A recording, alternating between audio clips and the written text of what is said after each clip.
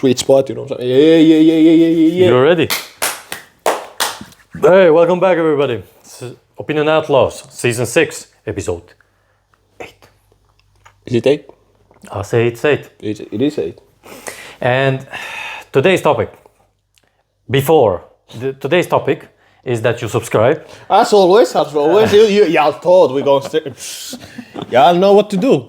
Oh, man. Y'all know what to do. We ain't lacking about that thing, you know. We always gotta activate. Do I have a title of King of a Segway? Hey, you gotta keep the... How do we say that? Never let them know your next move. Oh, that's true. Never let them know your Shock next them. move. So you know what to do down there. We gotta keep y'all active as always. So Yes, sir. subscribe, like, and of course always comment down below. And also check the other social medias. What we got going on, you know. We got Instagram, TikTok. TikTok is now booming. There is not a lot, but there's some clips that come. Yeah, a little bit movement, you know. Movement, Spotify, go check that out. And we have to also say, AI said that we are very popular. I was shocked by that actually. Independent media. So, all I'm saying that Hey, I know what's up. Are you trying to tell us, hey, I know what's up? You know what I'm saying? AI said something and I'm just repeating it, you know. If you want proof, I can show you the proof. But AI said, I'ma say it. But let's be honest. It's, how would I say? Do I say marginal? Or, you know, when you say suhteellinen, it's, you know. It's relative. Yeah, relative to the, you know, viewer count. True. Relative, so True. we're very consistent in a sense. Yeah, that's true. That we have, I don't know, have you noticed this, but we have like, when we upload a season, and during that time, it goes from down to up, a little bit down, then goes up. It goes like that always. Game is game. And then when we end that season, then it goes again down, then a little bit up, then down, then again up. It usually goes like that, Okay. The viewership. But you know what? I have mentioned this before we get to the topic. I have mentioned this that I have done now this over 3 years, and I have even a TikTok where I said this, that it's been a ride. I have liked it. I have liked it. Put in the work. Pushing peace. Yes. Pushing constant peace. Yes. Think about it. If ever this podcast blows up to a point where and all of a sudden we get in the paychecks. I'm gonna be honest, this is a full-time job afterwards. I mean, game is game. Game is game. Game is game. Game is game. Wait, how long have I been co-host? You started... If we don't count the visitations, so to say. The first season visit, then during the first season, we ended the first season, and you came in the second season, if I remember correctly. And we're already in 6th.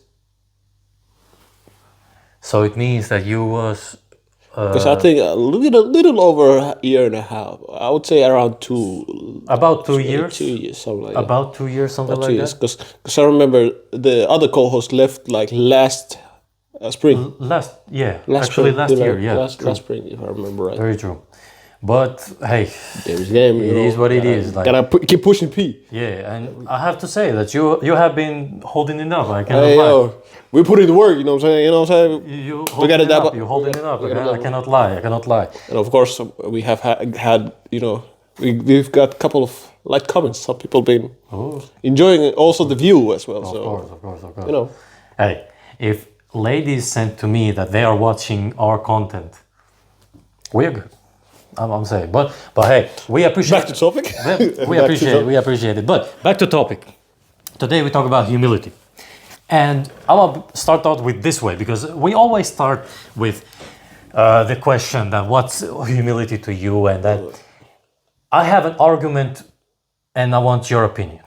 Okay, but so it's is it yes, no, or more of an open question, open type of? It is more that it's a yes or no, but you can argue it. You can open it. Okay. Up.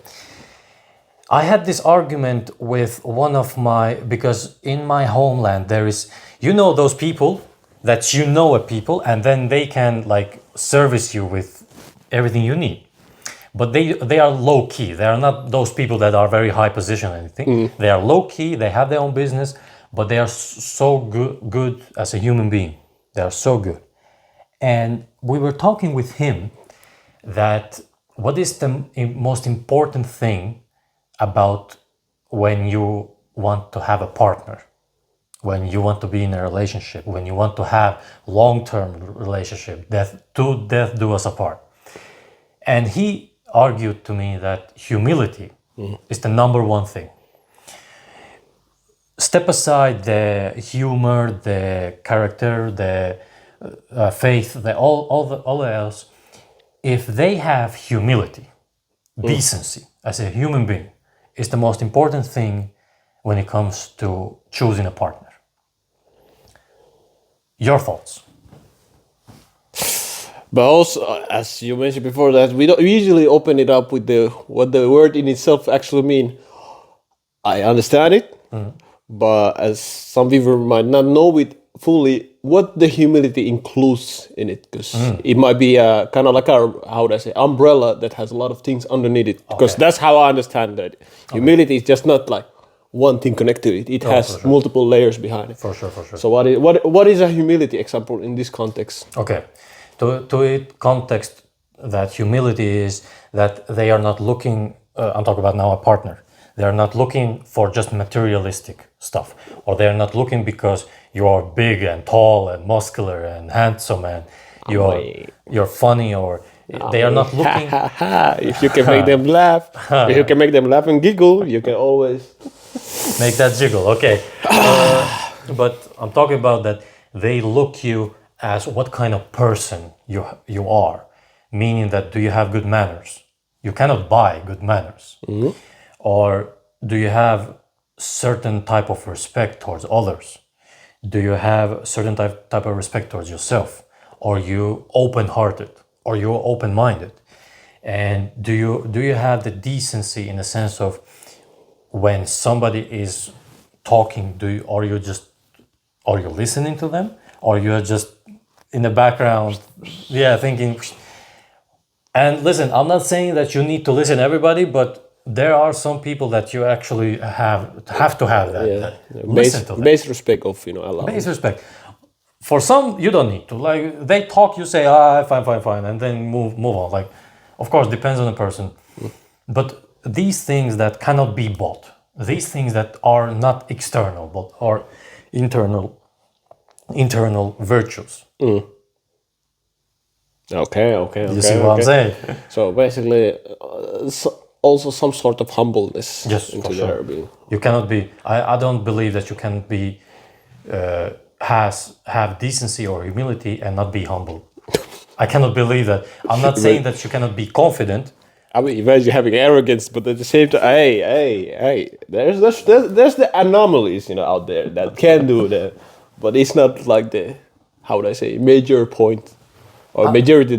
How will that work out? That you are arrogant, but at the same time have humility or being humble. I mean, but usually in those cases, it's some person who has some type of trauma in that sense of trying to protect their shell. That is different. I would say like, because I have seen like situation where the person is inwardly very like cares about people, takes care of people, but outwardly attitude is very like rough, very kind of like guys when they're very, how would I say, stoic. In a sense. So some might see it as very negative, but there's things behind it. Stoic. Well, not stoic, but But I get what you're saying. Kind of like closed off, lone wolf behavior, whatever, so on. It usually is kind of like a protective mechanism. But the question in itself was like, is it like to look for a partner that is... The most important thing about a partner is that they have humility. Your opinion? Yes and no. Okay. Yeah. Open it up. I'm open. Lubricant. Yes. Okay. Here comes the lubrication. So yes, for the reason of course, if you have a they have humility. They have humility. Yeah. They will most likely be, as you mentioned, the things before, which is beneficial for the relationship in order for it to move nicely and forwardly. No is the reason why I answer no is not just purely because the word of humility. It's the term that you mentioned of most important, Yeah. or as at least kind of like a main thing for the partner to have. Yeah. To me nowadays, at least based on the relationship I've been or having the interaction with people that I have had, is that comprehension actually takes a really big part Okay. on that thing. So that I don't throw the humility as the main topic, because like I mentioned, I have seen people who have the humility but also have a little bit mix of bad things, whatever, so on, so on. So Open this up because now I'm curious because usually I know what you're gonna say because I know you as a person 20 something years. But this one is actually curious because I'm Yeah. not sure what you're going to say. well, let's say there's a bit playing with the toxicity on itself of I have really negative view on people nowadays. Okay. So that's why the humility is not the major thing to me in that sense, or at least the first thing that I go for. But if the person has humility, of course, that's a Of course, Big benefit. green flag. With green flag for the reason, because humility you can build up into it easily. Yes. But somebody who does not have comprehension ability, try to build out from that you will have struggle with that one. Okay. So the reason why I say I rather have somebody who's very comprehend in a sense is because they hear what you say, but they also kind of like understand dash react to what you're saying, not just hear. Not they're hearing what. Wait, correction. They're listening to what you're saying, but then there's the other side of the person who just listens to what to say. Yeah, they hear you, but they don't listen. Yeah, pretty much. Some shit. Yeah, like I'm just they mixing. can hear what you say, but they don't listen what you say. Meaning that Yeah, so basically it's coming from one ear. It goes, but they are thinking something else, or they just talk to them. You explain it to them, but they don't understand it. Pretty much. Or let's say in this context, you're in a relationship, and let's say things go south. You don't like, for example, something that your partner is doing or doing to you, or talking to you, a certain way of talking to you, and you tell them like very politely in a concrete way of, you did that, this affects this and that. And the person, of course, nods, says yes, but doesn't really comprehend anything that you said. Yeah. So there's not really anything to move forward from if they can't comprehend what you're saying to them. So of course, then you would be speaking with basically a wall, in a sense. You have played God of War Ragnarok, the last one. Yeah, but not the full game. A little bit. A little bit. In the early stage, yeah. Well, there is a scene, the Odin, which says to Thor that I can explain it to you, but I cannot understand it for you. Exactly. That's what I'm going. Thank you very much. Thank you. That's basically what I'm trying to say, is that I personally prefer to have person or partner who comprehend things, or at least try to comprehend things, rather than, because humility, you can have a humble person, but they might be dumber than a, how would I say, politely, just basically. A monkey beating a drum. Pretty much. But you would love them, of course. Like personally, if I end up in that situation, it's not out of, but preferably. Yeah, because the reason why I brought it up is because humility to me is one of the most important things. One of the most important things when I'm looking for a partner. It tells me a lot about the partner. How much do they have humility? How much do they have decency? But you're saying that comprehension is almost with that to a point. Because personally, I kind of like have partially image of that. Because like I said, my previous partners were humble. In a sense, like they took care of my like siblings, my parents, or so on. So they had the humility in itself. But then the bigger issue came on the comprehension part, which is kind of like triggers around. Of course, if your partner has humility, that's a big bonus. Yes. But if they can't comprehend things, you will have another struggle on itself. Because the humility doesn't really compensate anything. So they will be let's say you have a bad day, you have explained your reason. Let's say there's something that friction, you have some type of friction in your relationship. Which is normal. And you try to explain it, the cause behind it, and so on. And of course, as a sympathetic person or whatever, they will try to, make you feel good. Rather than, helping solving the issue, they will try to make you feel good. And most likely, they will later on repeat the same cause or the same issue, whatever y'all had friction in. And the cycle basically will start rolling around the same thing because they're not comprehending necessarily what you're saying, but they're focusing on your feeling, on what making you bad. And that's it. Rather than, how would I say, cause and effect basically behind it. So that's... You know what's interesting to me? Because my concept always was that if they are human, they have humility. It usually goes hand in hand with the comprehension, that they understand, because they have humility, they understand it, that when a person goes through something or they do something bad, then, not bad, but let's say you are annoyed if she leaves a socks. She leaves socks on the way. You don't like it. Let's say it like that. And it bothers you. And you go and tell them. And they are very sorry. Like, oh, I'm sorry, I didn't know. And after 2 weeks, she does it again. Usually, I have understood that humility goes with the comprehension, like a tie with one another. But when you're explaining it, then to me, it kind of breaks it, because I know what you're talking about, where I know people that are like very kind-hearted. They have that to them, it doesn't matter the money, you just be all right. But then you try to explain it that, hey, this is my way of dealing with this. They still don't want to understand that. Example I'm taking.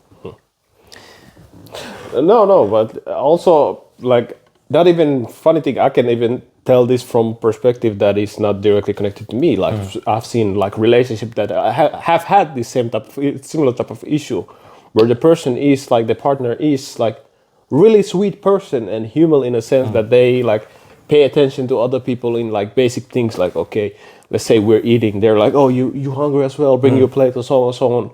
Like they try to be human as possible. But then when, let's say, things goes a little bit south or very, how would I say, chaotic in a sense, the comprehension comes to play at that point. In a sense. And I've noticed like people, that's why I said that, like some people can be really human in a sense, but then a little bit dumb in the head. Dumb in the head. Kind heart, stupid head. One way of saying it in a sense. One way of saying it. And like I said, it's not a full like how would I say? Turn off in a sense, or close off if somebody can.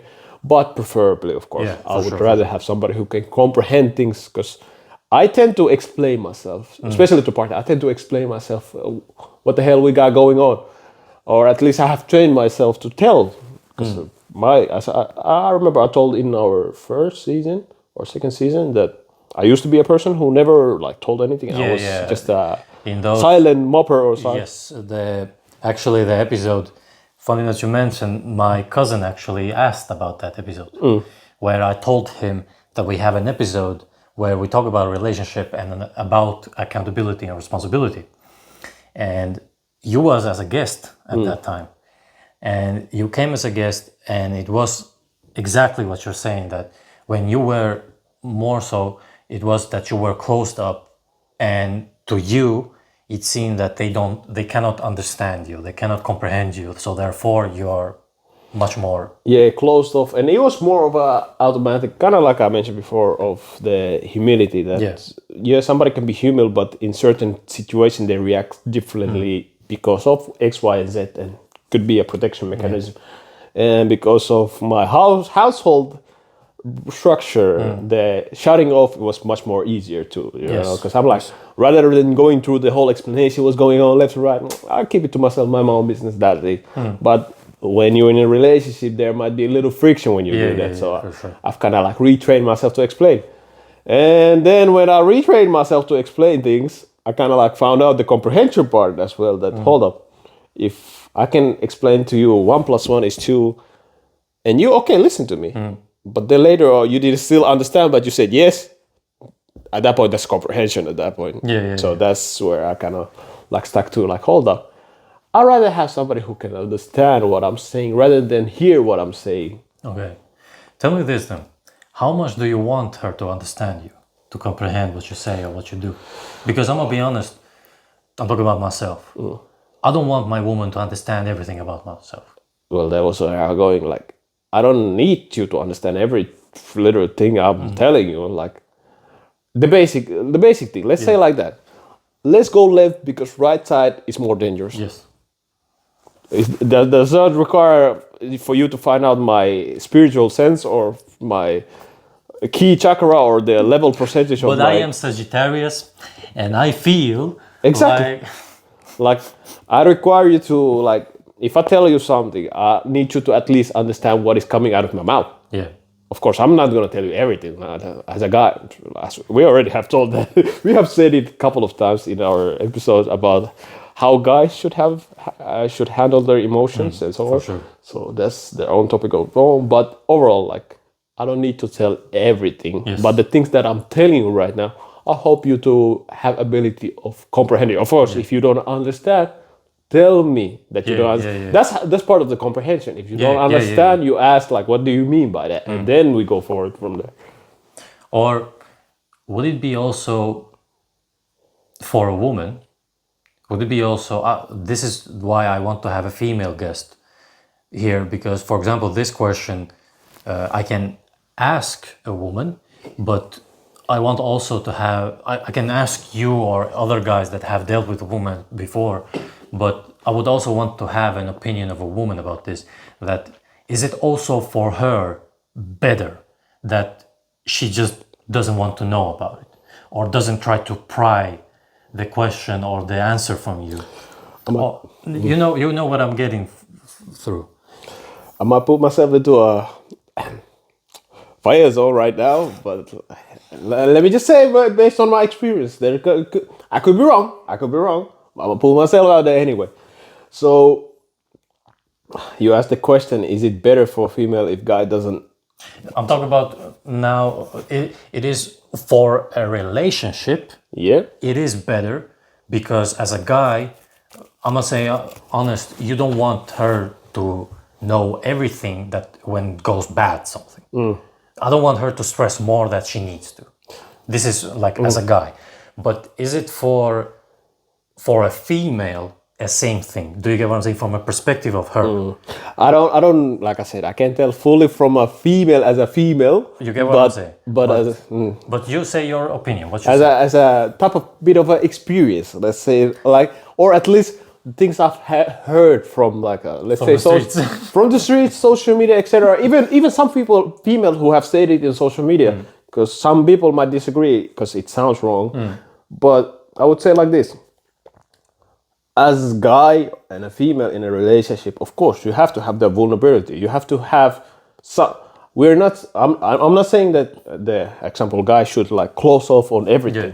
Everything. Of course, if there's really bad days, you can bring it out, and you should bring it out to your partner, because it's even from religious perspective, guy's body is not his body; it's his wife's body, and so on, and y'all are equal unit. Yes. In a sense. Yes. So of course y'all have to bring it out, but from sexist perspective, let's say that is, because we gotta be honest, sexist perspective.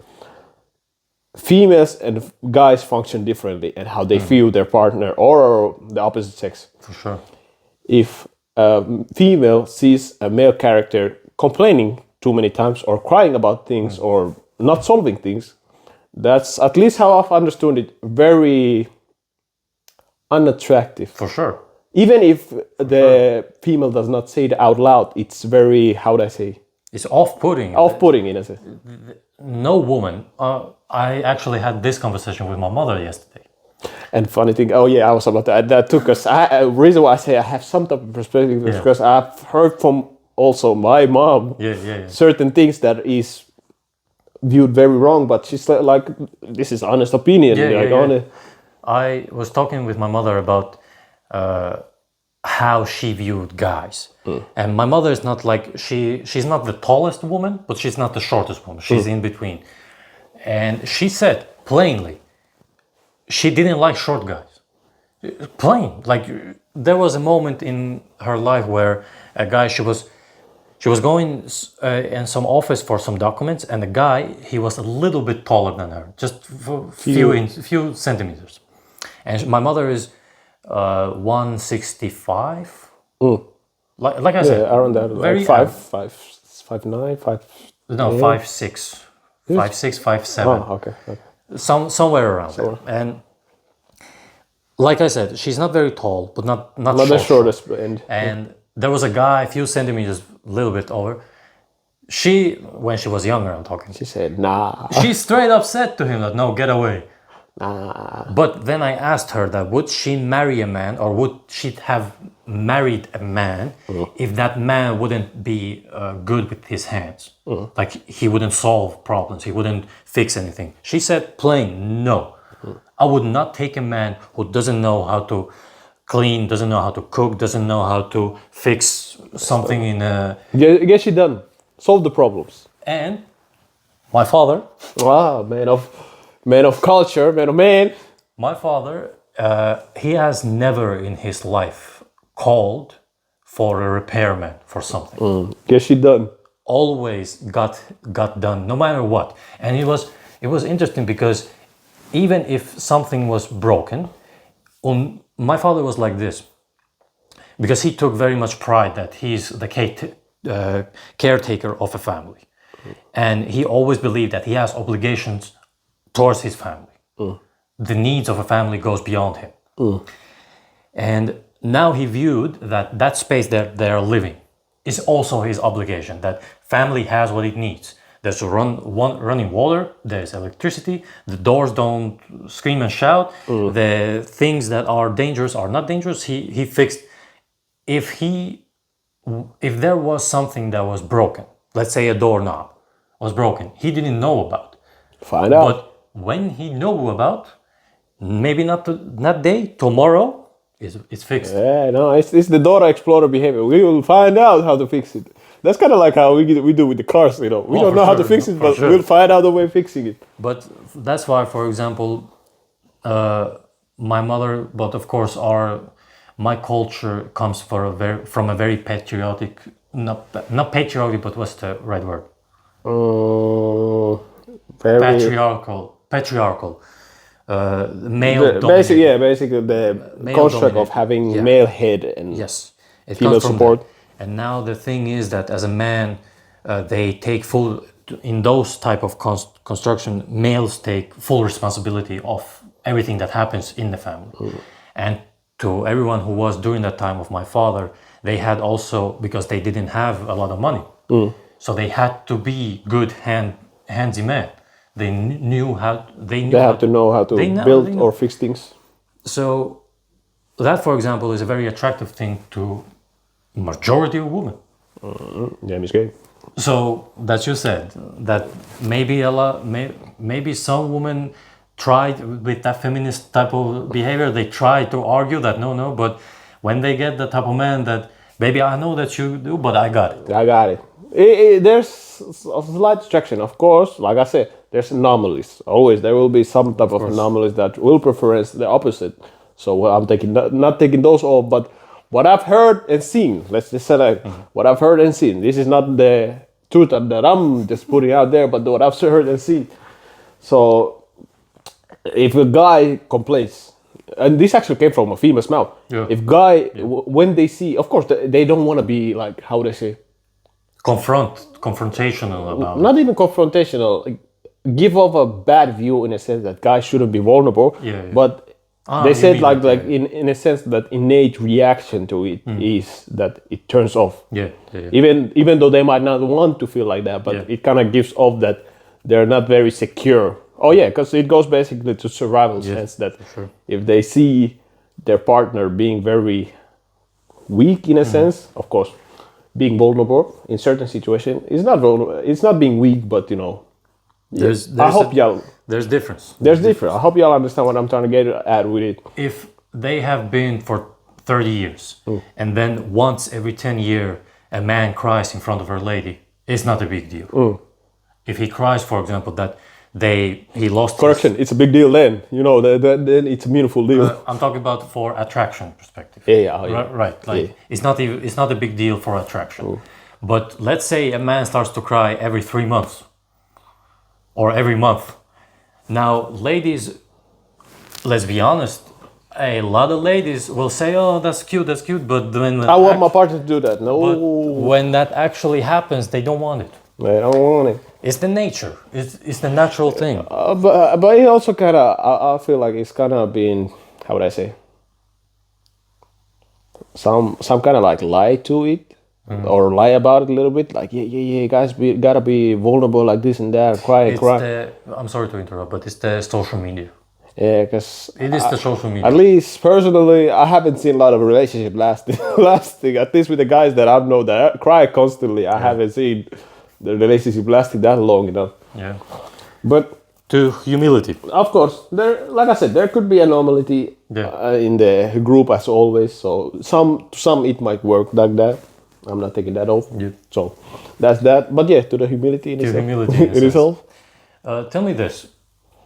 What have you seen or heard the most people who have humility that has surprised you or has affected you or has stuck in your head to a point so when you hear the word humility, you remember them and their action? Do you have anything? Because I have now one that comes back to me now.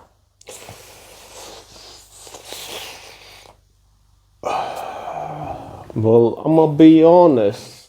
I don't really have anybody that specifically would trigger my mind to connect them with the word humility. Because to me, I have like seen humility in each person in their own like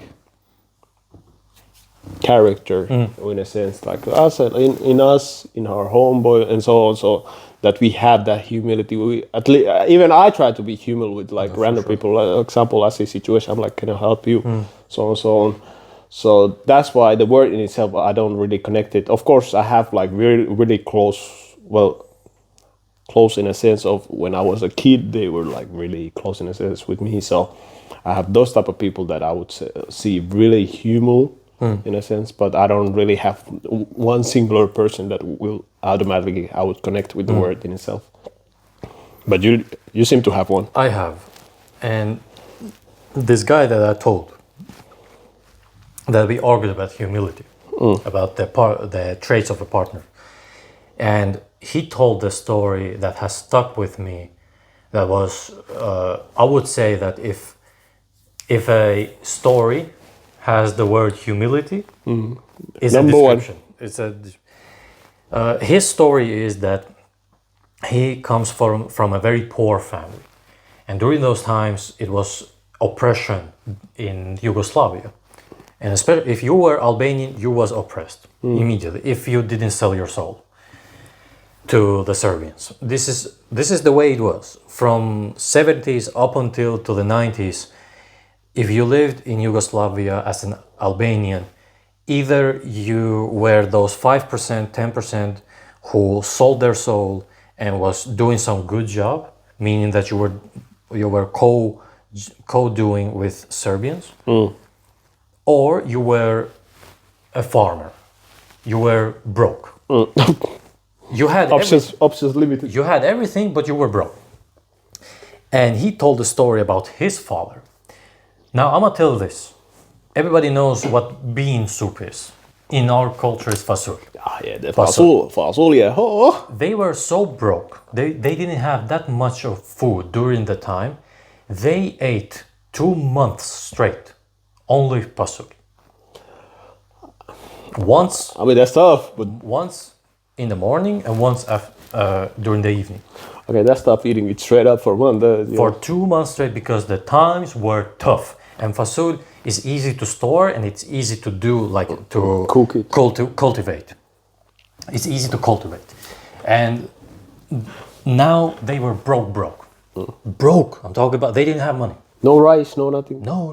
Rice was so luxury. Bro, fasul with rice, go crazy. Now, the Ramadan was, and after Ramadan, the Eid. And there, such as in any Islam-based religious place, when during those 4 days before Eid and during the Eid day, people would give money to people who don't have a lot of money, a lot of luxuries, a lot of like they need that money, and it would be, it's in Arabic it's called sadaqah. Is it called? Anyway, yeah, but kind charity. of charity type of thing. Charity, and Kind of like giving the alms. alms, yeah. And it's a good thing. And they received, like we would say today, 10 euros. His father received 10 euros from somebody. Back in the day, that was big money. That was big money. Big money, right? And think about when you don't have any money. That's up. You don't have any money. Like you have lived it only Fasul, and you don't have any money because he was a teacher and he was beaten up. He was put in a prison. He was sent out of prison and put back in the prison because in Yugoslavia, if you were teaching anything in Albanian or history of Albania, like as an You were ethnicity, a criminal at it. you were criminal in the eyes of Allah. My boy was in and out. He was in and out in the jail. It was oppression time. It was a very I have told this story before that you had a red shirt, police officers would come beat you up, and then if they wanted to put you prison minimum 8 years. Yeah, So I don't like your colors, bro. You ain't representing the colors, you bro. get what I'm saying. And he got the 10 euros. He took that 10 euros and half of it gave it to somebody else. They didn't have money. They didn't have food. They didn't have nothing. But he took that money and gave it, half of it gave it to somebody else who needs it. Humility at the spot. This story always has been like afterwards that he had told me. It's been in my mind when we talk about humility, or we talk about decency, or we talk about character. Like what type of character? Think about it. You have a family. You have a family to eat. They need food. And you don't have money as a man, that you have an obligation. Like I told you before, it's a very patriarchal society it was. You have an obligation to feed your family, but you don't have any money. Somebody gives you that money, and with that money you could go, during that time, you could go and buy actually groceries, full type of groceries. And you still have humility, you still have strong character that you give that money to somebody else. Now, thank God, his son, of course his father is dead now, but his son, the one guy who told me, now has his own little business. It runs it. He has all Business booming. that it's not even booming. He's just it's like sustainable. Like it goes like this, this way. Better times, but let's say it's better times than we used to. It's better times. He has everything he needs, and he is. He also has that he's very open and very honest. But he has one thing to me, that he's not very stoic. He's an emotional man, but Business world. But he has everything else, and he knows how to work with business. Like he knows to work in the business sense, but he is emotional man, but in a sense kind soul. There was a situation where people tried to corrupt him because he had the side business. Like people were coming and going, and he has the best fruits in Kosovo. You can argue. Shout out. You can argue. Shout out. We got sales speech. Shout out here. Shout out. But I can talk about him because he has told about these stories a lot, and he has these stories because he works with people every single day. He has his own business. All I would say, humility in a sense. When I asked you this question, this one came to mind at first. Because at least my situation, like I said, bro, I connect humility with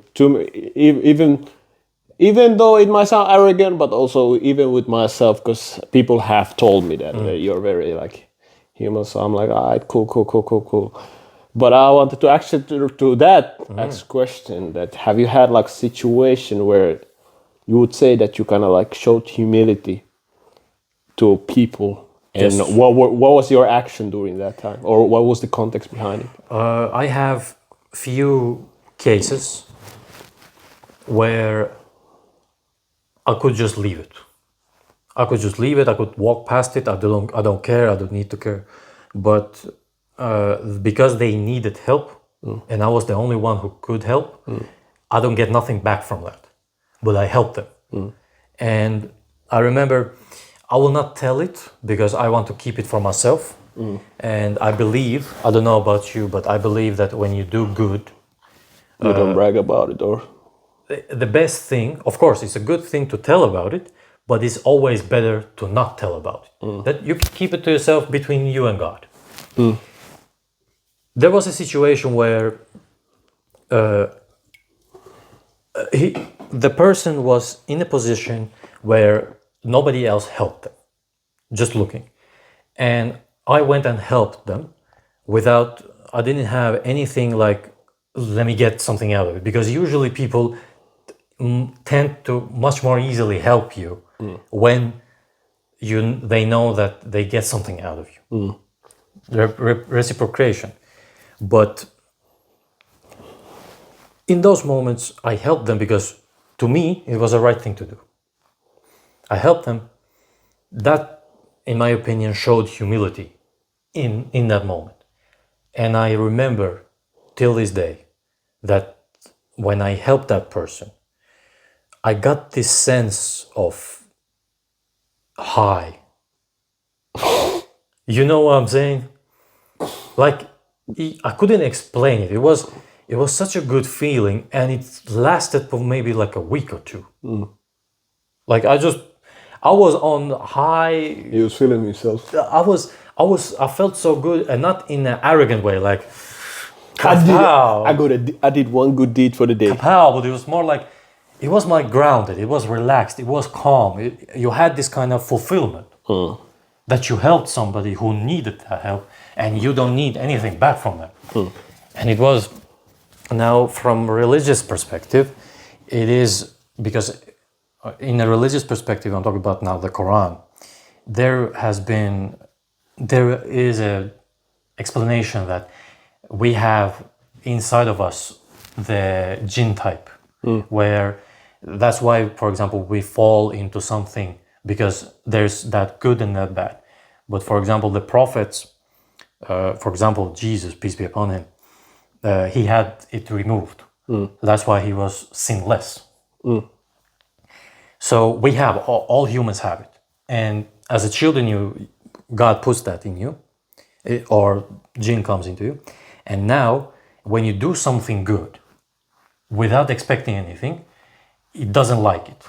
So it kind of, it like goes to a minuscule way that's somewhere in a corner, and that's when you get the fulfillment. And that was, I would say, the best explanation, because of course there has been also like a biological study that it gives you the same feeling as like a drug. Dopamine. Like a endorphin and dopamine, but with a good way. That dopamine also can be a bad thing, but you know. Hey, hold on. I don't know what you're talking about. You put in that tub on, and all of a sudden your dopamine. Hey, bro, I don't know what you're talking about. I'm minding my business. I'm minding my business. Hey, your body line. I don't know what you're talking about, yo. But They show you the word little love, you know. But the stories that I could tell about me being having humility towards another person, I don't want to tell because I want to keep them between me and God. Simple as that. I don't, and Not to brag or nothing. And I don't know. Maybe it's not a good thing, a bad thing, but to me, it's an important thing that I don't want to tell those things about it. And for the future, for example, if I do something good, I will try my best to not openly say that. You remember? I helped you, bro. Yeah. Of course, no. Like you don't really brag about it. And the question was not more of like, how would I say it, that you need to like tell specifics and details and so on and so on. But like an overall act like that shows, like for example, resemble of the for sure, or is part of the humility. And let's be honest, my friend, we have lived such a life that if we have been knocked down many times, we have been failing many times. We have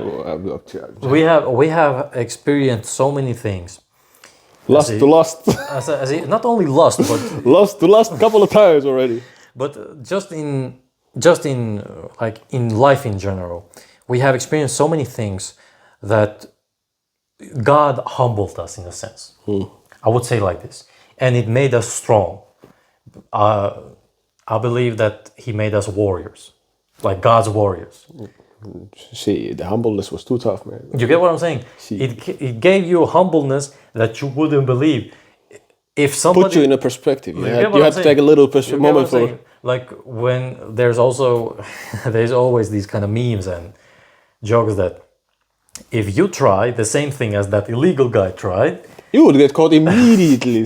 Somehow, some motherfuckers out here be selling drugs, moving kilos, making money, and you out here struggling doing you doing the right thing. And you're struggling, and then you think about it for a moment. That what about if I did the same thing, and you know damn well God will be like, nah, you ain't even. I ain't giving you the opportunity. You get caught immediately. yes, God will make you an example. Hey, But that's what I mean, that it has made us for example so many times that even if I would like to be arrogant, I cannot be, because I have had those, I would say, knockdowns so many times. wake up calls. Wake up calls. We say in our language, we say kick to the ass. That's right. Get back to work. Get back to work, in the sense that Get so back to- many times that it doesn't even cross my mind to not be a human being. This is my Humble yourself, yeah. humble yourself, Humble because yourself, yeah. remember this: you get arrogant, you quickly gonna learn. You're gonna be reminded. Let's say like that. Yeah. How about you, man? Because I have to say this: years that I have known you, you don't have that stigma. Especially, I'm talking about people you respect. You don't have that stigma at all. You help people. You're ready to sacrifice yourself. I know you as a person, and I can say you have not only humility but decency as well. And I've seen you in situations where there was no need for you to help a human being or be kind to them or be respectful in any way, shape, or form, because they don't deserve it. But you have been. And even he can tell a story if he wants, or if you don't want, that's on you. That's on you. Hold on. But I can say this from a friend's perspective, that I know this man for over 20 years now. I can say that you are one of the most. Alright, man. That's what I mean. You know, like, of course, kind of similar as what you said. That I don't really tell situations that hey, I did this, did that, and that. Because to me, it's kind of like, how would I say, part of nature, part of us as a society. In order for us to like survive and actually live together, we kind of like automatically have to have that. Of course, there's the effect of our background to it and our environment wise. Some of us function the way we function. For example, we like to help people or so on and so on. But as a, how would I say, generic examples is, as you said, like example, especially if I see somebody older than me, of course, I'm like, hey, you go first. You know, you need help with that. I got you. You know, not for me to brag about it, because I don't really be like, hey, yo, you know what I did last time. You don't really do it for that sake. You more like, of course, out of respect, and also because, you know, us as humans, and especially on top of that, in culture, we see elders as, you know, people to show respect to as well. Not necessarily that they have done anything crazy in life, like become like, how do I say, chemist or scientist or whatever, but just purely because they have experienced this world longer than you have. So they most likely have lots more experience in stuff, and how would I say, more knowledge in that sense. And funny thing, because I think that works also in your culture, that even if, let's say, they haven't studied anything, they have been basement dweller or so and so, but because they purely have been in this world longer than you, you show the basic decency of respect. We try, but I'm going to be honest now. I will show this, that I am in this part. I have this, that if they are just an asshole or a prick, not only I will not show this, not show respect at all, but I will go out of my way to be petty as hell. Hey, we know these situations nowadays. I ain't even gonna lie. We be here nowadays. But in a general sense, yeah, you're absolutely, In general, absolutely right. Because I gotta agree with you on that part. Like nowadays, especially, there's a couple of adults that know this that I've like showed that I don't respect you based on the things that you have done purely. For sure. And they're the same people that I used to idolize in a sense of like parent, like I respect you as a parent. But then after a couple of I started looking situations, a couple of situations, I started looking them wrong, and I'm like, I ain't even giving you time of my day. You know what I'm saying? You know what I'm saying? So of course, but like I said, basic decency is usually like, if I seen somebody older than me in the store or family member or something, I'm immediately like, long time. And that's something that my example mom has heard come multiple times. That she tells me that, hey, yo, I met this person that, and he said he saw you, or she said she saw you, and they said like respect you high because you show the basic decency that a lot of kids nowadays don't show. Actually, could you tell us a story about when you were in Tampere? Oh, because this is actually a great segue to it. That was bad because like I said, I don't take this as a brag, but this is something that my mom or parents have taught me. That I put it in the sideway because mom was the primary caretaker, but. As what parents have taught us, to be respectful and show the culture, decency, and so on, and don't be whatever out there. Especially when you get out of the house, you gotta act right. Let's say it like that. You gotta act right, yes. And that's what I was stood on business. That was stood on business. Like, of course, when I'm in private, I do my own shit, start clowning or whatever. There is a difference. But when you're in public, because you're representative of your family household. Do you know how many people don't understand this? Yeah, you're representative of because. Your last name, basically. Yeah, you are not just you. Is his son. His son? Oh, you most definitely do not want to hear that disrespect of that person's son is that and that. That's why they raised him wrong. Oh, hell no, you don't want to hear that. Yeah. But back to the story in itself. So I was in Tampere. Wait, was it like 2 years ago? Something like that. It's been a while now. I was in Tampere, and to the non-Finnish people, explain. It's the location. Yeah. Tampere is basically another city that we live. It's around like how would I say 3 something hours from our location. So it's in the south.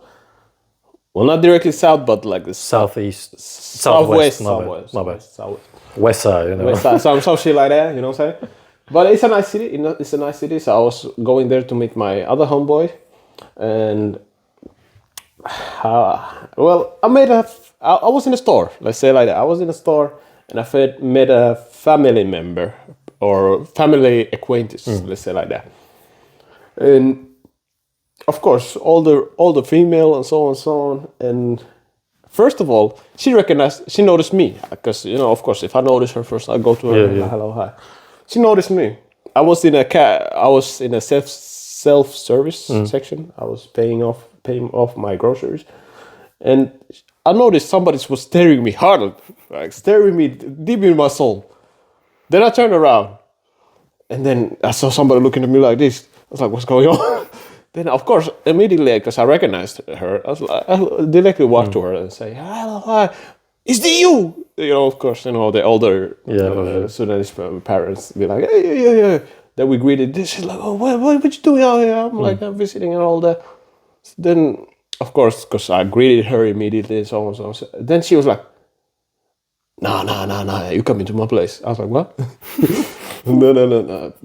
Then, because I was supposed to go to Homebo's place, the grocery store was literally a couple 100 meters away from his building because the adult told me like I gotta go to their place because I haven't seen them for like 6 years, something like that, like a long time. I haven't seen them in a long time. So she's like, "No, you come to my place now, and side quest. Side quest." So I had to call my homeboy and be like, "Yeah, I'm coming right now. I gotta go visit the auntie and greet them, and then I'm gonna come like in a couple hours." And then we went to their place. I chopped some shit a little bit, talk with the kids as well because they have like kids who are like at least the oldest is like. How would I say? How many? 5, 6, 8 years, or around 6 years younger than me, or 7 years younger than me. So I greeted the kids, chat a little bit, talk some shit. And then the auntie told me, like, straight up, like, she was like, you have maintained a really good, like, attitude or the decent respect that, you know, a lot of kids be missing out right now. Because what I've noticed is that when I go to center and no public transport or anything like that, I notice, like, the kids who are from the same country, who should have the same decency, avoid each other or avoid, like, the elders. Like, they do not, like, greet or say hi. Because in our culture, it's not really required that you have to have a long ass conversation with somebody that you meet in the street, especially if it's somebody older than you, like, you know, parents' age. It's just like you go greet them, say hi, how you doing, and so on, and just move on in your life. And that's it. That's like a couple of minutes max. So they said, like, the kids out there don't even do that. Like, they literally avoid you. They treat you like a stranger. In our culture, it doesn't really matter if you don't even know them. If you recognize that they're from same ethnicity or same, like, background as you show them still that respect. Because you might not know, like, a couple of years later or 2 months later, you get the news, hey, I met this person's son. How? Who? How? Because I have had those situations where I don't even know the person, but because I recognize that they're from same, like, background, like, they're from same country. Then later on, I hear, like, some months later, like, this was this sibling. Can I ask you this? Because this has also been fascinating to me. To us, when it comes to ethnicity Albanian, to our culture, is a little bit different from Albanians in Albania. Because Albanians in Albania, they had, I would say, culturally, they were much richer in the sense that they had easier, for example, literature respect. They had much better to read. They speak better language than us. In our country, the tradition and the culture was much more on top than the Albanians. It was much more important than Albanians in Albania. Now, if I don't greet another Albanian from Albania, it's not a big deal. But if I don't greet an Albanian from Kosovo, then it starts to be like, okay, what's going on? And especially if they are, like you said, family acquaintance. But in your situation, I want to know that, is there a difference when it comes to if they are from your region or ethnicity from your place, or if they are from, like, somewhere completely different, let's say from the west side or from the south? There's no difference. You would still greet them. You still greet them the same, especially if you both recognize each other that you're Sudanese as well. Of course, there's situations where one might not recognize the other one or might not notice. So, of course, that situation don't matter. For example, if you are from Sudan and the guy or the girl is from Nigeria. But because this is the funny thing, as a black people or darker melanin group, I've noticed we have this weird habit of we kind of like greet each other without even knowing each other in a sense. As you have probably noticed that we go to a store, I see somebody who's like most definitely from a different country than I am, but because they're also the same skin tone, they kind of like know that you're like was good. It's kind of like greeting of unspoken term.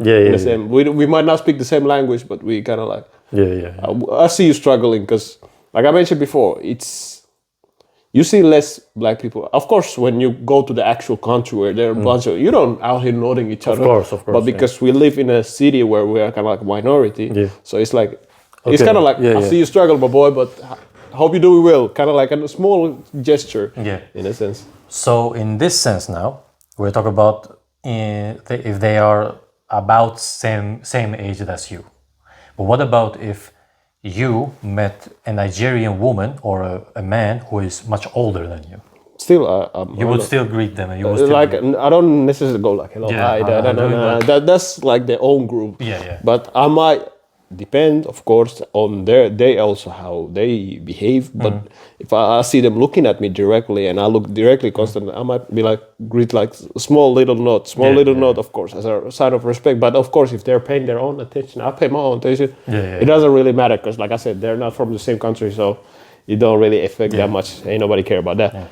But if I know for a fact this is from the same country as I am, they speak the same language as I speak, most definitely I will be hearing about this later on. Especially if they recognize me. I will hear about this later on. Yeah. Of course, like I mentioned, the current youth don't really care about that anymore. Yeah. And the big effect on that is the culture that we live in right now. Like the culture of this country has affected a lot of our youth in a sense that they don't really care about it, or they have kind of mixed feeling about it. Because how would I say? I have seen how people have changed. It's not, for the worst and for the better, in a sense. For the worst, in a sense that they're losing the culture and their ethnicity or their roots. In a sense, as you mentioned before, like a lot of youth have been losing their roots, and just how would I say? Not adapting, but more like assimilating. Kind of like integrating. Yeah, integrating in a bad way, because you see in our sense, we have integrated in the country enough in a sense that we could be qualified as citizens as well, because we speak the language. We are citizens. Yeah, we are citizens. But you know, when they say integration, especially in the south side, because some be living in Finland for 7 years and don't know the language or hasn't gone to school. That's very but true. in our situation, of course, we have done the school. We have native enough of a language. Yeah, for sure. And I have even, if I can brag now, I'm a brag, of course.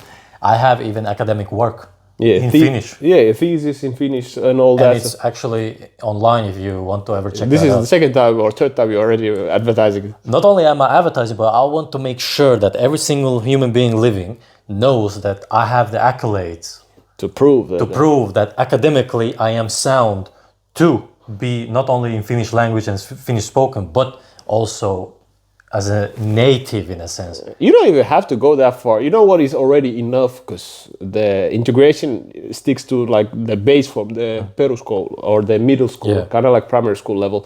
But we already have the high school proof, because we wrote Finnish as a first language. Yes. And we already passed that, so that's already proof enough that we have a decent enough of a language skill, which is surprisingly hard even for a native. Of course. It's a hard of a written language. It's surprisingly hard for a native too. And let's be honest. I know a situation where the same text I gave two professionals. I'm talking about two college, university level human beings here, native speaker. One of them said this is good, one of them said this is bad. Same exact, both in the highest disagreement on the essay term or essay form. And I've seen that, because ironically, we are segueing again. Ironically, when I remember when we did our Finnish test, the high school, kind of like the last test to get the... What's the right word for it? Basically in Finland, in high school, it's like an SAT type. In American, but in Finnish high school, basically it's like an essay for Finnish language, and it's two-part. It's the understanding of reading and then the written essay. And in both cases, it's hard. I'm not talking just for, I'm not native in a Finnish sense. But hard for the native too. Even for a native who actually has, like, they have passion for literature of Finnish language. Surprisingly hard. To them it's hard. Don't even need to go forward. Just imagine, a lot of people in this country only speak two languages. Yes. Maximum three. Yes, maximum. So that already should be a... And I'm going to even say this. They speak just one language fluently. That's true. But I'm giving off for the chance that some of them speak English as well. You're giving too much credit. Hey, and also because Swedish is kind of like a mandatory secondary language in this country, so that's why I'm giving the three. Generous. Yes. But the exam in itself, hey, I'm telling you, before your exams are sent to the officials to inspect your exam. Yes. Your teacher or whoever, quote unquote, professor or teachers in your high school will actually make the first assessment on how good of a text you have written and give you some kind of like a pre-grade on what most likely you will get. And 9 out of 10 times, the points you get from your teacher and they want from the officials will be different. Yes. And it's either plus or minus. Because I have had those two types of situations, which I'm kind of like, we don't really have a proper agreement even between teacher or what is good and what is bad, because I have had situations where it went from our school to the official in a negative way. It came back positive because that teacher understood what I meant. Yes. And then I had another situation where my teacher gave me a positive, but it went there, it came with a negative. And I'm like, so I can't really win. That's what I'm saying. That's why it's kind of like subjective situation. There you go.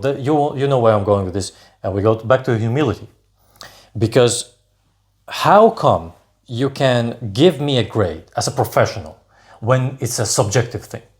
If you can argue with me about an opinion that this text is good or this text is bad, but you can still have opinion about that text, how you can grade me? Because if I send it to somebody who has a literature PhD, the doctor for literature language of Finnish, and I send the same text to another who has the same degree, and they both give me different answers, you mean to tell me that your grading is now based on the fact that how you see it, not as in general that 2 + 2 = 4. Of course, we can go like mathematically, there's a much deeper thing, but in a general, as a logic, 2 + 2 = 4. So me saying it, that's why always I had this kind of like, how do you grade my language? And how do then you can call yourself that you have the humility? Because if you can grade the language that is based on your opinion, and your opinion, let's say you don't like me, you grade my language or my text far worse than the person you like. Even subconsciously, you don't even think about it. Let's be honest. As a professional, you should have the humility. You should have the humility to separate your emotions from your duties. But unfortunately, there is such a small minority that actually do that. I have not seen a lot of people who can actually separate their emotions from their duty as a professional. Because I understand it's not easy, but it shouldn't affect my grading because you had a bad day or you don't like me. You know, one of the teachers, I will air her out, I don't care. Everybody, say it with your chest. With your chest. Everybody knew there was in our high school, there was one teacher from a Finnish language. Yeah, I was about to just say that. He knows. We already know who. We know who. Racist as F. Every single one who was not native, she would go and tell them that you should go to take a Finnish language lessons as a secondary language. And now, first I was thinking that, is my Finnish language really that bad? Is that bad? Yep. Like, it kind of... You started questioning your skill set. But then this ticked me off. I was close to one of my high schoolers, not a friend, but a mate, bankmate. We both get the text back. 60 points was the maximum. My bankmate got 40 points. I got 20 something. I'm looking at the text. Not only his text is not even close to mine, like we are almost the same, but the markings was almost identical, meaning that that when you make a mistake, the fixes that the teacher has to make. I'm looking at how in the world you got this man, he's Finnish by the way, his man got 40 points and I got 20 something. If I remember, it was 26. But you get the idea. But we have almost same text. How is this possible? And then I find out, because then I had another teacher, the sweetheart. You remember her? Because there were... Oh, yeah. The older woman. Yeah. Sweetheart. The anti-weed woman. She is a sweetheart. Of course, she had some rules that was a little bit enforcing. Skeptic, but she was she was a decent human being. and she loved that language. But she, for example, when she graded my text, I never had an issue if I was wrong because, for example, the structure was so messed up. She could critique. That's true. Of That's course. true. I noticed the same issue because I had three different like Finnish teacher. I had that one. She was cool. She was cool. Then I had the one that you mentioned first. Oh, I had problems with her as well. And do you know what messed me up? She has Swedish background. Her Yeah, some shit like that. And you know what's worse? I had the third variant. The one that came like, was it in our last year or something like that? She came later on. She was some new. Yeah, she also had glasses and bro, diabolic. You know the ones that you can see from their appearance that you're gonna have a little struggle later on. Yes. Yeah, she kind of gave off that little vibe. Of course, she was like decent in a way, when you speak with her and all that. But the grading, bro, no mercy. It was kind of like no mercy. But to your story, in your context, that's not even the worst. You know when she tells you to go to write the Finnish in like S2 as the secondary, but then your classmate who's a native also has shitty like the numbers, but they don't get like recommended to write S2. You're like, hold up, what's going on? If your natives can't even speak it properly or write the essays the way you want it, shouldn't you recommend them also to start writing it in like secondary or to go take extra classes or whatever the case may be? But she had specifically some kind of hatred. This is my theory about it. I wouldn't say hatred. I would not hatred, but certain type of condescendence. Of course, that we do not know the language. Yeah. Bitch, please look at my academic research. Bitch, please, I know way too many languages. Go check it out. I know too many languages, man. Fuck that shit. Not only too many languages, but the fact is that I have proven to her in her face. I have never said this in her face because she never dares to look at my face. But if I ever see her, I will say with my chest, I have academic research, I have theses online, and I have another academic research that I have done. Both are written in Finnish and both are perfectly scored. You have nothing to say to me.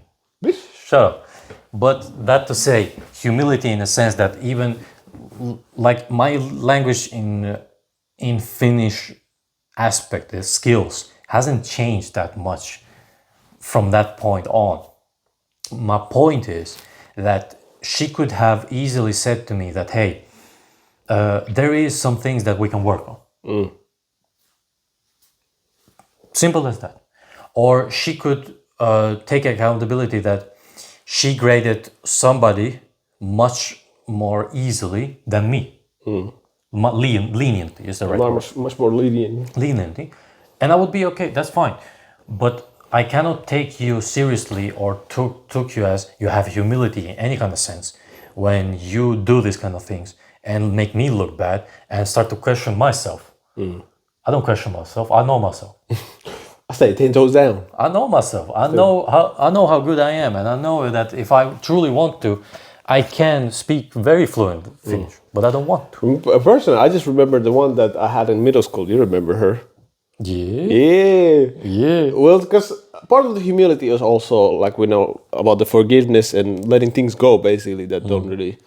Because I remember I could technically hold a grudge for certain teachers in a sense, but because I'm like. End of the day, there are also people. Nobody's perfect. For sure. People have flaws in themselves. So, and I kind of noticed later on that it was kind of dynamic that they liked for some reason because when they saw that they won't be having that dynamic anymore, it kind of got them into emotion department. I was like, see. But have you noticed every single teacher that you or me had a true problem or had this kind of conflict back and forth was always a female. I never have had. Hey, I told this actually I had bad argument on this. No, the reason why I say it because I have never had an issue when it comes to in a sense of personal side. That when it comes to your personal emotions, they don't affect your duty as a teacher. When I have had a male. But if I had a female as a teacher, you can affect her emotional state some way or another, or if you don't even do nothing, you just look like somebody that their heart was broken. They can start to not even consciously but subconsciously treat you worse than everybody else. I have noticed that. And for example, and it goes also another way. They will treat you better just because you are a certain type of way. For example, we had the history teacher, you remember, in high school. She didn't like Finnish guys. Yeah, but in the history teacher department, there's a... All I'm saying, that she was a very straight up forward human being. But there's a cause behind it, I ain't trying to bash her or say anything bad to her because she was a G, but But I'm just taking an example that she openly said that she views Finnish guys as pigs. Yeah. These are her verbatim. Yeah, but...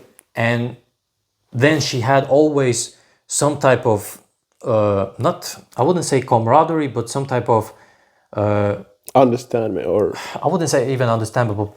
She had much lenience towards sympathy. More lenience towards me than Finnish guys, even though the Finnish guys were actually cool. Like I'm talking about, they weren't doing anything they crazy. Weren't doing anything crazy, and they were talking like normal. She had more sympathy towards. But she had more sympathy towards us. That, for example, it shouldn't have. Now, I'm not criticizing her as a human being, but I'm criticizing her. I can criticize this in a professional way, because as a professional, you shouldn't have leniency just because they are background culture. If you have leniency towards them, you would have leniency towards every single one, deservingly, of course. Don't get me wrong. Merit. But this is the argument that I'm having, that I don't have, because personal opinions or personal emotions don't affect guys when they are in professional settings. And I have noticed this also in other areas when I work somewhere, or have worked where there are only females and I am only a guy, the only guy. I'm only a guy. I'm only guy there. I have noticed that the personal emotions play a bigger role, and the grudges are much bigger, and they hold much longer. And with the guys, usually, if I don't like you, I don't like you, let's get to work. But the humility part, but of course, we work in a different way, different settings. But you said you have counter argument or strong arguments about this. No, it's kind of like, how do I say, a bit toxic. Well, not toxic, but heavily sexist based. Because streets are cold, you don't care? Streets are cold, but it's true, because ratio of having a female and male teacher is noticeable, especially in middle school and high school. Because if I remember right, we had noticeably much more female teachers than male teachers, especially in middle school. In middle school, we have been in the same class. Yeah. All are. We had only one male teacher, the main male teacher. And it was from 5th and 6th. Yeah, because he was our primary, but primary example in middle school from 7th to 9th, because if somebody does not understand, especially in America, our grades goes a little bit different than in America. We start school around 7 years old. Yeah. And our primary schools or middle schools goes from 1 to 9 basically, and then afterward you go to high school. Yeah. And it's 3 years. Yeah, and you said 7 to 9. The classes from 7 to 9. That's like a secondary it's a secondary school in a sense, or middle school. Secondary primary school. It's something. The wording is something like that. It's easier to say middle school, because middle school is like the before you go to high school, and primary school is the one below. So basically the ones. But basically in middle school, for example, we had our homeroom's teacher was female. Most of the classes were female teacher. Finnish, chemistry, languages. Yes. Only male teacher really that we had, or most of cases, were history, mathematics, and PE. Yes. That was and also the, how would I say, school counseling teacher, the one that were supporting on if you want to go to the high school or so. School counselor, some type of school counselor. And of course, a lot of cases, principal could be a male. But we didn't. It was reserve principal. High school, at least, it was a male principal, but I don't remember middle school. But anyway, like the typical structure is like you got a couple of males here and there, and majority is female, and Female principal dominated, can usually be one of either. Yes. But from the experience part, even though this is segue, from experience part, it's kind of similar. Like I always had tension with the female teacher. It could be that my activities were crazy, or it could be that the teacher just chose to pick me as a subject of attention. I know you. It was a little bit mix of both. Mixed of both. Like, of course, I can take accountability that in certain classes I was rowdy. Let's be honest. I was the one who was keeping that live action going on, like, entertaining people. But some teachers were taking it way too far as well. That they were like picking me as the first target of issues, because we have mentioned, situation where I was quiet, but for some reason my name was put out there. Yeah. Like, hold on, what you doing? I'm like, what the hell? Typical black man behavior. Pretty much. And I could agree to the same thing, that every male teacher that I had, of course, there might have been one or two instances where I had a small tension, but it wasn't really big deal. It wasn't brought into a big deal. Because with the male teachers, they usually is like, if they don't like you or they have issue with you or you behave certainly, they just don't give a fuck about you. They will focus on the school student that care. And if you get thrown out, I have this experience. If you get thrown out by a male, you deserved it. Yeah, you did something wrong. You did actually something wrong. I had this. I remember to this day. The guy who threw me out once was the situation. It wasn't entirely my fault. But you can escape the responsibility. But I cannot say that it was also entirely somebody else's fault. And he told me twice. Shut the fuck. Shut up. Bi. But then again, rowdiness gone, and We were wild out. I was the one who getting the burnt of it, and all of a sudden he said, "You out." And I said, See. I have to go. Example. Yeah, so with the male teacher, usually it was very, how would I say, logical in a sense of if you get some fouled it out, it was on you to some degree. But with the female teachers, a lot of cases I noticed it was very emotional based, not even toward male students, even toward female students. Because I had a couple of conversations with a female students as well, and they said like they had strong tension with this teacher, and a lot of cases when you started opening the background, it was heavily emotional based, that they felt wrong or they felt this and that, and they start fighting with each other or disagreeing or arguing or so on and so on. So I was like, so every time I knew that I had a female teacher, of course, as a male of culture, of course, I tried to, especially in high school, I tried to, hey, how you lubricate doing? the tensions, How you doing? Nice to meet you. Because ironically, those guys were like, hey, this teacher and that teacher is this and that negative, warning me that the teacher will hold me as a, how do I say, as a stick of the group. Nah, bro, when I went to when certain teachers' classes, I was chilling, bro. They were loving me, bro. Because I guess, I was putting the magic in the table. Hey, you had that rhythm. Hey, rizzle, you know what I'm saying? I was putting the work, so. But it's a... Only thing that I had strong agreement was the Finnish teacher. Nobody like no at least, how would I say, person that was not big fan of Finnish language classes liked her. Let's just say like that. It didn't need to be somebody from other ethnicity, but anybody who wasn't big fan of like Finnish classes, didn't like her. But actually, to kind of like a last questions toward because we have run this episode quite a while, about the humility. What would our society look like if we had more or less of the humility? If people were more humble toward each other, and what would it look like if we had less than we have right now? Oh, that's a good question. Because it's a society thing, Yeah, it's a societal thing, yeah. I will go with this. If we had more humility towards each other, a lot of, and now I'm talking about more that now I would say every 10th person has humility, but let's say every other has humility. Crime would go down, for sure. Crime rates would go down. The prices would go down. The overpriced everything would go down. the cheating, the emotional manipulations, the false accusations, the law, how it works, the justice, all would be set in the right place, set in the right cause. If we would have humility towards each other, we would help people who are actually in need, not just because they have money. Because let's be honest, even in Finland, this is not me actually saying this, this is our Finnish people in Finnish land who have lived for over 6 decades here, have said this to me, that it has started to become a place where if you don't have money, you ain't nothing. So that would go away if humility is rising up.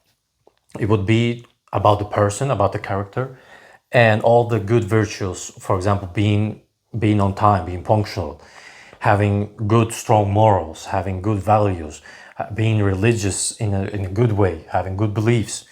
Those would rise up. And in a sense, I would say humility would create a better society.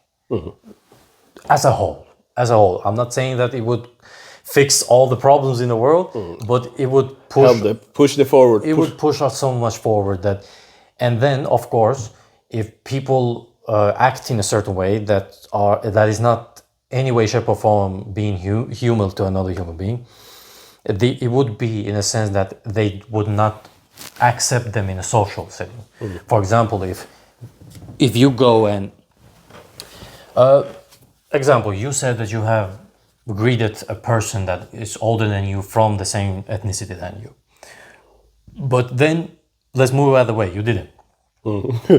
You didn't do I was talking it out. Socially, if the society has more humility, socially you would be castrated. You'll be castrated. You'll be taken out. You would be ignored. And then it would force you, even if you don't like it, it would force you to be have humility towards another person. In a sense, because somebody could start arguing that that's more like a manipulation, dictative behavior. A dictating behavior, but it is for a greater good. It's for a greater cause. That if you don't embody a good set of values, it doesn't mean that you have to be this Jesus type of, peace be upon him, Jesus type of mercy. Kill every predator. That's what I'm saying. Shout out. I have actually an idea for that. But every child predator hanging. Wait, what? No. We don't kill them. I have an idea, but I will tell you idea after my argument. Oh, no. If we had less humility, I wouldn't say that it would change a lot, because now we don't have a lot of humility in a society, in a sense of almost every society. But if it would go still far lower as a humility, there would start to look like we live in an anarchist place, where the law of the jungle is obeyed. Free for all. Free for all. Like, who is the strongest will win. And that's not right. That's not justice. That's not moral. That's not ethical. That's not in any way, shape, or form somehow good for anyone, except the one who has power. But then even they will be corrupted, because now they will be attached to that power, and they cannot let that go, because if they let that go, somebody else who has power will overtake them. So basically a big chaos. It would be a big chaos if the humility goes down from here fast, we had much less than we have now. And I'm not saying that there are not good humility people on earth. There are, and they always will be. But I'm saying that if it goes down to now that, let's say, 1 out of every 100 or 1 out of every 1,000, yeah, it's not a good place, even for the people who have good sets of morals and values, that they have the humility. It's not for them even a good place, because then they would be used. They would be manipulated, because they try to be a good human being, they try to have humility, but the one who doesn't have any morals will use them in any way, shape, or form. So it kind of puts in this position that even people who want to be that, or they have that innately, they don't do it. So it starts to look like a social media, that nothing good happening. No, everything is toxic, everything's bad. But I'll just tell you the predator idea. I have this idea. I don't know, do you support it? But this is my idea. if we, because I'm not saying the alleged one, like Proven Michael Jackson. Proven. He was just alleged. He was never proven. Actually, he was contrasted. That's some bullshit. But That was bullshit. But proven, a man or a woman who was trying to get with a child. In my opinion, we shouldn't kill them immediately, but we should, against their will, make experiments, medical experiments, that would push forward our succession in the medical field. So, in a sense, we hit two birds with one stone. First, if they start to argue that no, it's violation of human rights, did they have the one who got raped or assaulted, did they have a human right? Hey, yo. Did they have a violation of human rights? Hey, yo. He went dark. He said, wait, we got to do two things. But. Tell me, am I wrong or not? I mean, you ain't wrong. But, you know, as a society, we like to take advantage of such a situation. And, you know, I say one thing or another about the medical world or pharmaceutical world, but, you know, somehow you might start seeing fake proofs all of a sudden. That's what I'm saying. That's why I said that proven that. You know, but, you know, I mean, you know. But then all of a sudden, somebody who's not done anything will proven it. There's some proof that appear out of nowhere, you know. You're like, you know, because we need more bodies to experience, you know what I'm saying? But this is my idea because then it kind of sends a message. Benefit this. But it would benefit the society as a whole much more than just straight up kill them.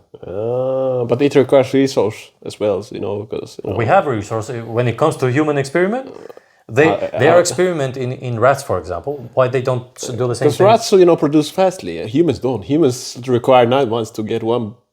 We don't need that kind of humans, bro.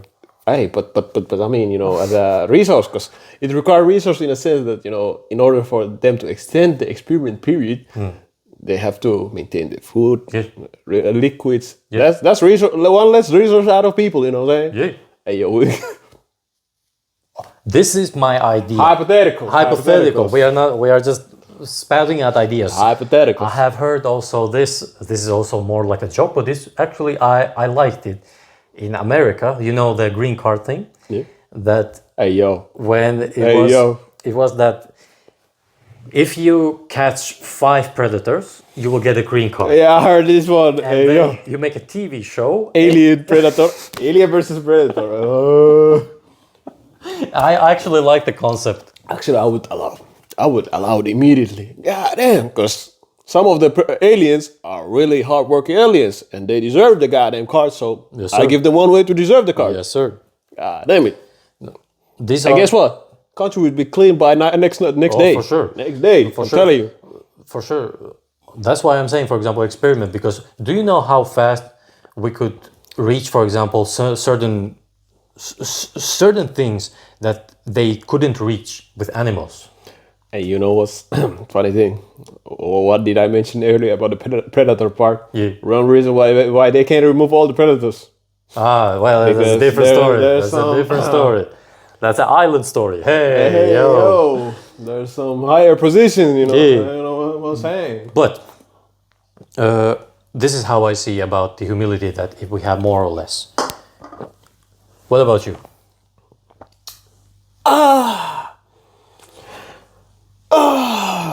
Oh yeah, true. No. Like I agree with most of what you said right there. With the previous one that you mentioned about if we had more humility, I would say like this: all humans have humility, but it's very conditional. Yeah. So people do things to each other for the sake of looking, for example, pretty or giving good image to other people mostly, or for not even necessary for other people, but for themselves. So it's very conditioned. But is it then humility? Yes and no. That's why I said it's kind of like condition. Yeah. Yes, because of course they're doing the deed for. Yeah. They might have a positive image of doing the deed. For example, let's say they're doing for themselves, for the dopamine, for example, or make them feel good about themselves. The idea behind it might be like, yeah, I want to help the person, but also I want to feel good about myself that I did it. So it's kind of like a double-edged sword. Okay, I would okay, say that the humility is still there, that they will help the person for the sake, for example, for their own sake, and so on, so. And let's say, for example, this person is really bad at this. How would I say humility? Because, like I said, humility is a big umbrella that has a lot of things behind it. That this person might not have certain things under that umbrella at all. Like they don't do certain, like they don't forgive, for example. They pull but they're really helpful. They help everybody. They do this and that. But you fought them over once, they drop you like a bag of sag, or the opposite way, that they don't help anybody. But when, let's say, shit hit fans, they start doing this and that, they forgive easily, or so on. So some people might have some certain conditions behind it. So that's why I'm not like removing it all, that everybody don't have it. I think actually everybody has it, but it's either suppressed or mixed with some type of condition behind it. Like it's not just pure just because I want to do it for humanity's sake or whatever. But other than that, I agree with the part. And also with if humility was removed from society, or the ratings start dropping noticeably. You said it well. We would have a heavy anarchy going on with us. Like, because at that point, nobody cares about anybody. It's purely about my survivability and my, basically, skin. Yes. And we have noticed, like, you will not, at least as humans, you don't really run far as a singular person. Yes. Somebody had a good, like, I don't know how well it fits with this thing, but it's like a business quoting on if you want to go fast, go alone. But if you want to go far, go with a team. And society works like that, basically. Society works like that. Yes, that's how people have survived. Yeah, if you want to run 100 meters, run alone. But if you want to go a few kilometers, start going with a group. That's how it goes. That's why we have survived. People, if you are alone, you will get eaten by a tiger. Straight up. But because, well, this kind of off the topic a little bit, but one reason also is because we have kind of like superiority complex going on with humans. That for sure. We think we are the apex predator. Yes, in a sense we are, but no, in a sense no. The reason why I call it no, because we still will be hunted by certain animals. So we are not apex. Try to go to a bear. Yeah, pretty much. They will fuck us up. Only reason why we even have the superiority is the brain. That's the only thing that really raises up in the pedestal. I have in my Instagram reels a video about this. And it's a perfect video because it's a short film or a part of a film, a clip where a taxi driver is talking to a guy about this, exactly this, that we have a superiority complex. And he says that, well, what about a mantis or a monkey? Do they also feel that they are the most smartest human beings or the smartest being alive? Well, technically, yeah, because to them they are the top dog. You get what I'm saying? And it was such a great conversation. I can show it to you if I find it, but it was such a great conversation just about this that you say. Because the argument I remember with the apex predator, it's usually classified based on how many or what type of natural prey or hunter you have. If you have any hunters naturally, then you are the apex predator. Yes. But if you don't have natural hunters, then correction. If you do have, then you are not apex. But if you don't have a natural predator, then you are an apex predator yourself. Yes.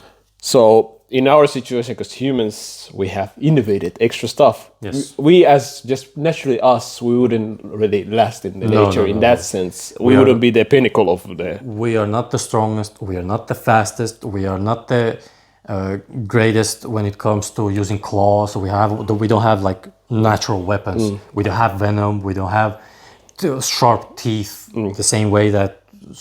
but we have superior intelligence. We have intelligence and community, let's say like that, because we kind of like structure on both ends, because only brains wouldn't take us that far away, and only community wouldn't also take, we would still be stuck, so we had to have little combination of both to actually start building stuff. So that's the only reason why we're in the pinnacle, let's say like that, or at least in the top hierarchy of the pinnacle. I would say also that animals have humility as well. Of course, of course. But so no, how would I say no?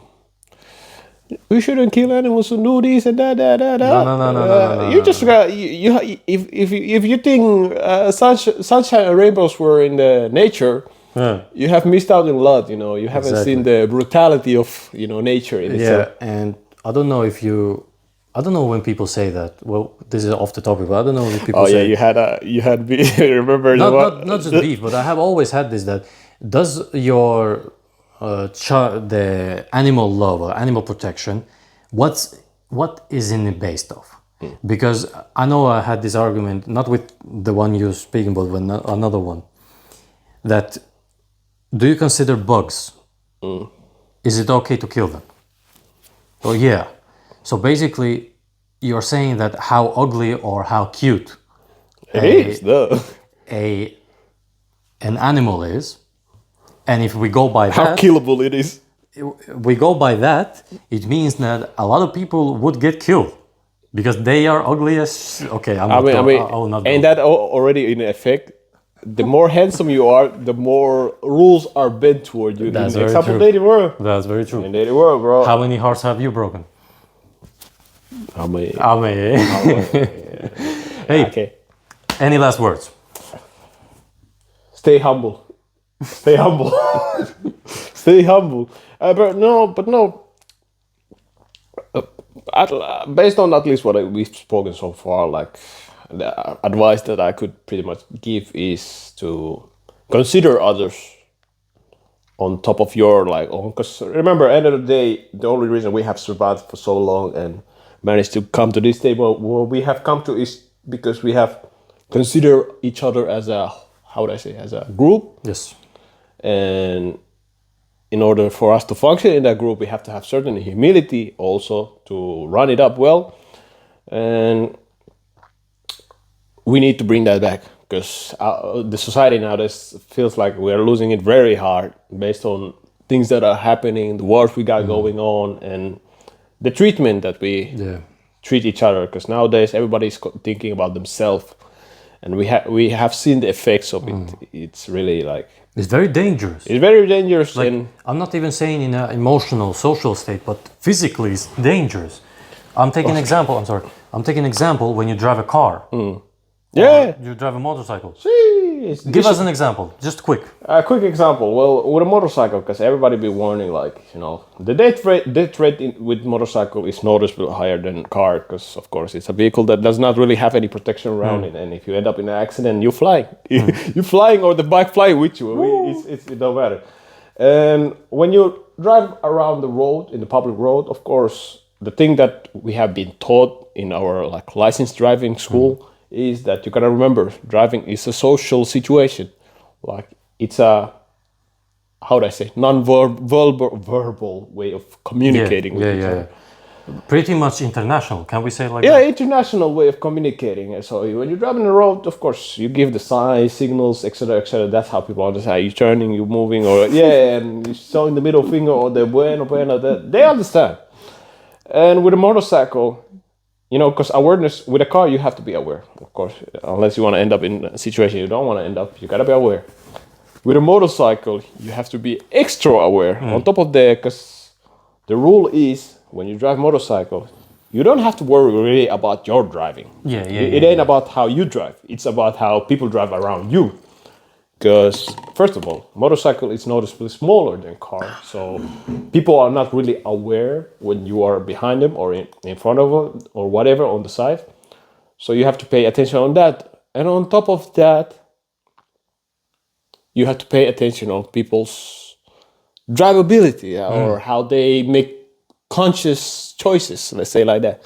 Because I have had already a couple of situations during my couple of years of owning motorcycle license and motorcycle in itself, that people, example, run red lights, little red lights. I have rarely seen somebody trying to crash into my car while I'm driving car and going through lights cross intersection. Yeah.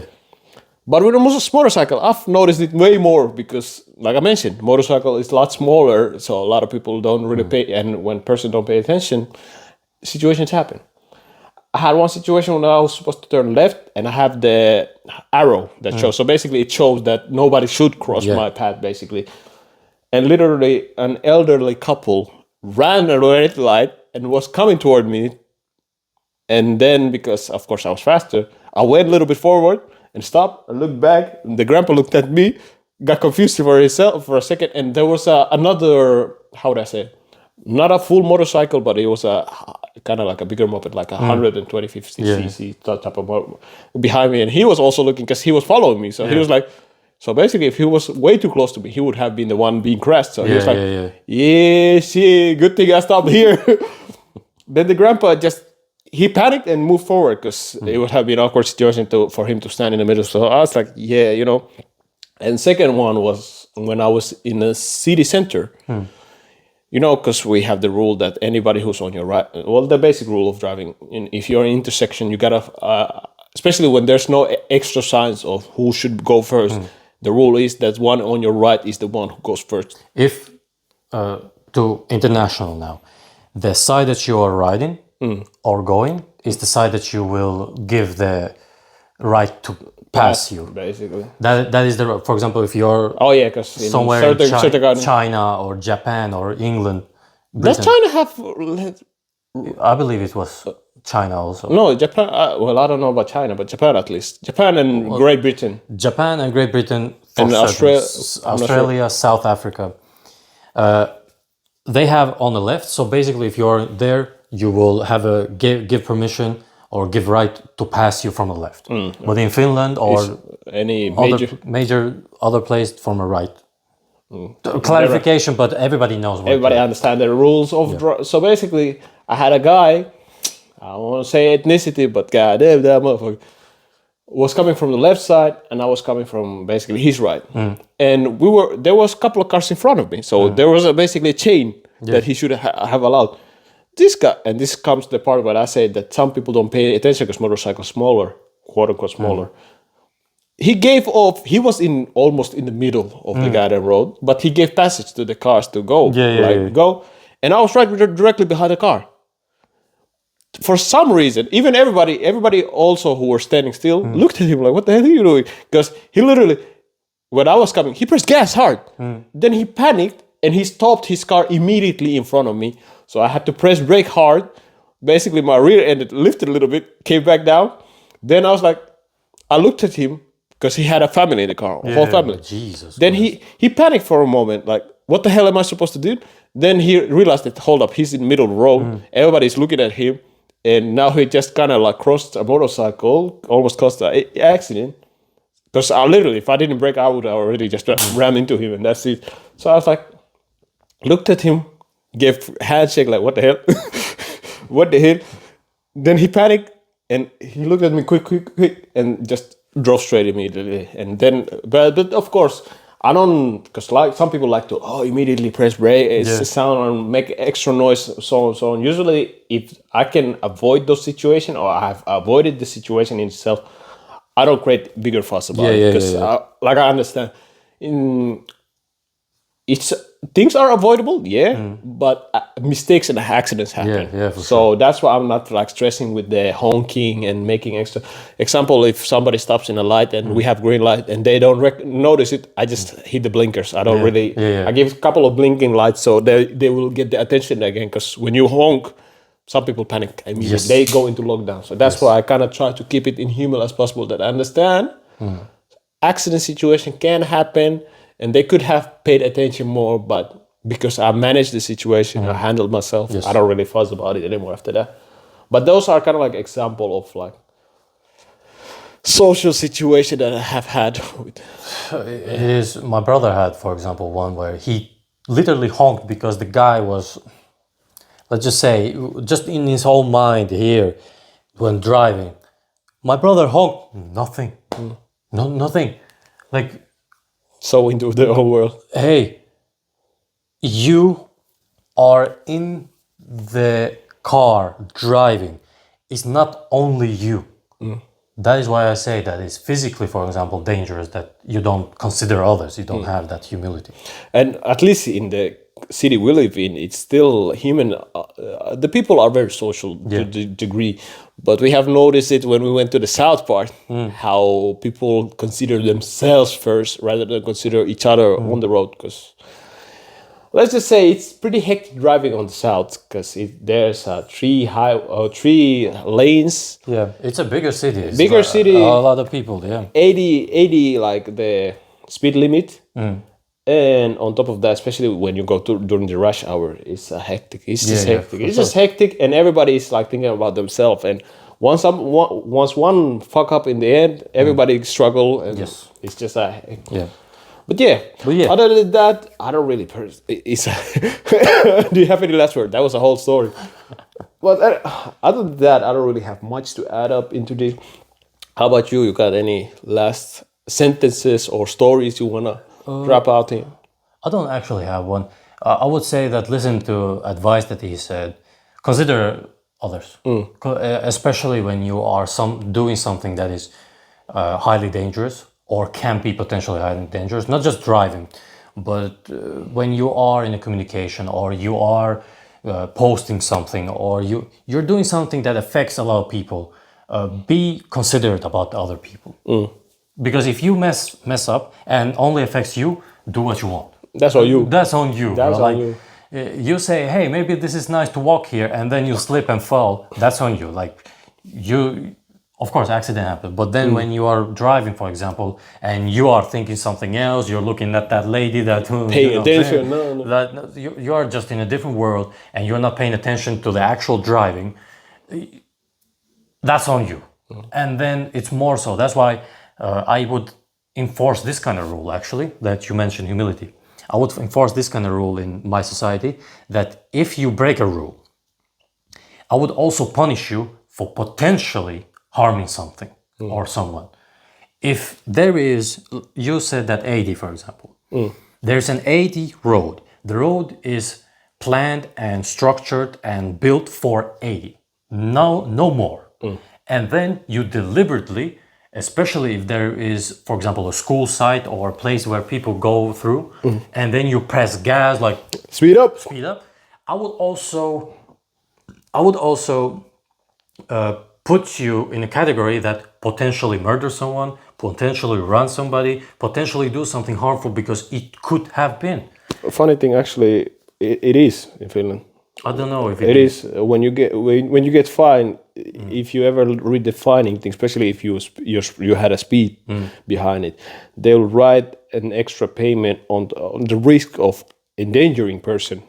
There is when you read like the things that are including the fee that you or the. Yeah, it's the fine. The fine. But the description for it, Yeah, the description is written down there that like endangerment of possible person. Yeah, because there was a story, I will say only this story and then we can finish. There was a situation in somewhere around America in a suburban place.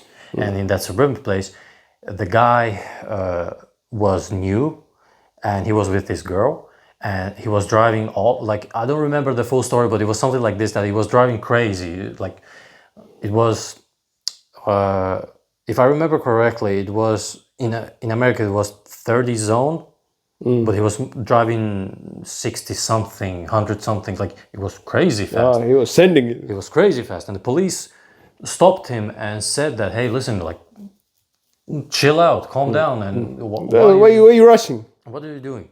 He just got the license and he wants to showcase his girl, and I see. I've seen it. And now as a cop, you want, now in a retrospect, of course, it's easy to say that as a cop, he would just pull them out and then confiscate and then mind your day.